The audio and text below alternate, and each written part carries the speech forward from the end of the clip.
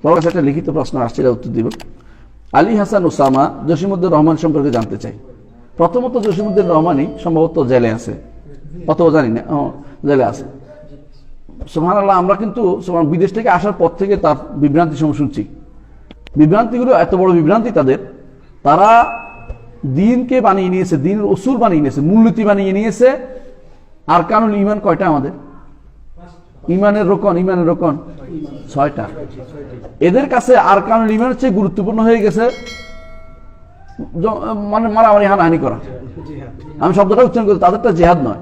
জেহাদ হলে তো আমরা বলতাম জেহাদের কিছু শর্ত আছে। আচ্ছা, আপনি হজ ফরজ, যদি কোনো টাকা পয়সা না থাকে আপনার হজ ফরজ, টাকা না থাকলে আপনার যাকাত ফরজ। তো টাকা তো হচ্ছে শর্ত, তাই না? শর্ত না? জেহাদ ফরজ জন্য কিছু শর্ত শরীয়ত দিয়ে দিয়েছে, না হলে যারা করে না তারা গুনাহগার হবে। যে কোনো জিনিসের একটা শর্ত আছে। আপনার ধরেন জোহর নামাজের ওয়াক্ত হয় নাই, আপনি কি জোহর নামাজ পড়বেন? জুমার ওয়াক্ত না হলে পড়বেন? তো ওয়াক্ত হওয়াটা কিন্তু অপেক্ষা করতে হবে। তো এই শর্তগুলি যারা বুঝে না, এরা হচ্ছে এই পার্টিগুলো। এরা হানাহানি লাগিয়ে রাখছে, যুবকদেরকে বিভ্রান্ত করতেছে, যুবকদেরকে পড়া থেকে দূরে রাখতেছে, কোরআন থেকে দূরে রাখতেছে, হাদিস পড়া থেকে দূরে রাখতেছে, দাওয়াত থেকে দূরে রাখতেছে। শুধু একমুখী রওনা হচ্ছে, এবং এটা কিন্তু কিছুই করে নাই তারা পর্যন্ত, শুধুমাত্র বোমা ফুটানো, মারামারি করা, হানাহানি করা, রাস্তা বিভ্রান্তি তৈরি করা, বিশৃঙ্খলা তৈরি করা, এটা ছাড়া ভালো কিছু করে নাই। এই গোষ্ঠীগুলির কাজই হচ্ছে এই কাজটা করা। হ্যাঁ, জসিমউদ্দিন রহমানী তার এই মানহাজগত ত্রুটি, মারাত্মক ত্রুটি, এর অনুসারীরা মারাত্মকভাবে ছেয়ে গেছে সব জায়গাতে। এর থেকে অবশ্যই দূরে থাকতে হবে, এবং যে সমস্ত বইগুলি এরা এগুলি পড়ে, এগুলি পড়তে পারবেন না, এদের বইগুলো এর থেকে দূরে থাকবেন। আরেকজন হচ্ছে, নাম দিয়েছেন আপনারা আলী হাসান ওসামা, আপনার আশেপাশে বসবাস করে এখন। হ্যাঁ, যেখানে হোক আপনারা এখানে বাসা বাঁধছে, আসা দুনিয়া কোথাও জায়গা না পাইলেও এখানে বাসা বাঁধবে, কারণ যেখানে বেশি হচ্ছে সেখানে বাসা বাঁধানোর সুবিধা বেশি, এখানে বেশি বিভ্রান্তি আছে এই জন্য। তো সমস্যা কি জানেন? তার আকীদাগত বিভ্রান্তি মারাত্মক। জাহমিয়া আকীদা বিশ্বাসী, জাহমিয়া বুঝেন, যারা মনে করেন আল্লাহ সব জায়গায়। এই আকীদার বিরুদ্ধে ইমামরা বই লিখেছেন। ইমাম মালিক, ইমাম সুফিয়ান সাউরি, লাইস ইবনে সাদ আল মিসরি, এবং ইমাম সুফিয়ান ইবনে উয়াইনা, এরা সবাই বই লিখেছে এগুলোর বিরুদ্ধে। এবং পরবর্তী ইমামরা এদের কথা বলেছে, বই লিখেছে, এবং ইমাম আহমদ ইবনে হাম্বল এদের বিরুদ্ধে বই লিখেছে। ইমাম আবু হানিফা রাহমাতুল্লাহ এদের সম্পর্কে খারাপ কথা বলেছে। আবু ইউসুফ রাহমাহুল্লাহ, ইমাম আবু হানিফা রাহমাতুল্লাহ ছাত্র আবু ইউসুফ, এদের বিরুদ্ধে বিরোধিতা করেছে, বলছে যে জাহামকে ধরে আনো, আমি তাকে হত্যা করব। এরকম এরা আকীদাতে একেবারে জিরো, অথচ তারা আকীদার বই লেখে, আকীদার বই পড়ায়। আপনাদের সন্তানদেরকে ওরা কিন্তু বিভ্রান্ত করবে, কারণ যারা আকীদায় বিভ্রান্ত, ওদের কাছে যাওয়া মানে হচ্ছে আপনার জীবন শেষ করে দেয়া। আপনি শেষ করে দেয়। আকীদা যদি না থাকে আর কোনো লাভ নেই একটা মানুষের। আপনি যদি কোনো বিশ্বাস করেন আল্লাহ সর্বত্র, আপনি যদি বিশ্বাস করেন আল্লাহ আরশের উপর না, যেটা কোরআন ও হাদিসে বলেছে, আপনি সেটাকে কোনোদিন অশুদ্ধ করতে পারবেন না, মনে রাখবেন।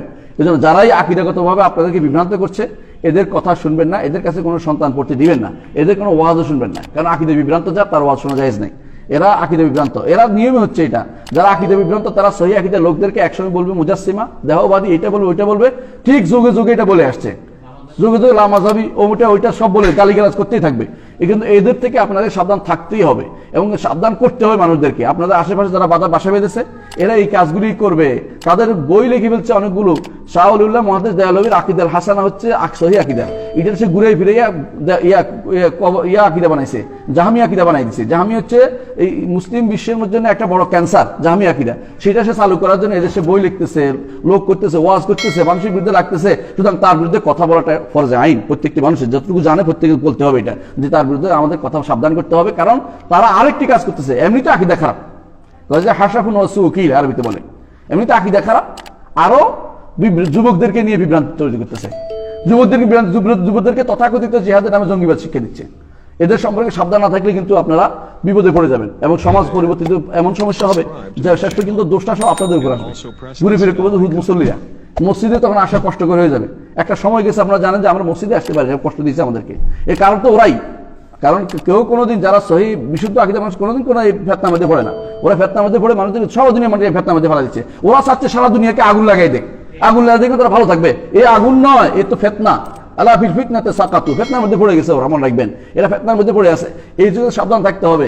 এরা সাংঘাতিক ধরনের বিভ্রান্তি জিনিস ছড়াই যাচ্ছে। এদের ব্যাপারে সাবধান না থাকলে আমরা সারা দুনিয়ার ভালো মানুষরা সবসময় বিপদে পড়ে যাবো। এরা দেখেন তাকফির করবে, হঠাৎ কথা কাফির বানাবে। কাকে কাফির বানাবে জানেন? মুসলিমদেরকে। এবং ওই মুসলিমদেরকে যারা আমাদের কাছে স্কলার, শেখ বিন বাজ, শেখ উসাইমিন, শেখ সালেহ ফাউজান, এদেরকে ওরা এমন এমন নাম এমনকি সৌদি সরকার হচ্ছে এই দেশে বর্তমান সময়ের জন্য শ্রেষ্ঠ সরকার, এতে কোনো সন্দেহ নেই। খারাপ হোক ভালো হোক যতটুকু আছে শ্রেষ্ঠ তারা। কেন শ্রেষ্ঠ তারা? আল্লাহর বিধানটা এখন পর্যন্ত সেখানে বাস্তবায়িত আছে।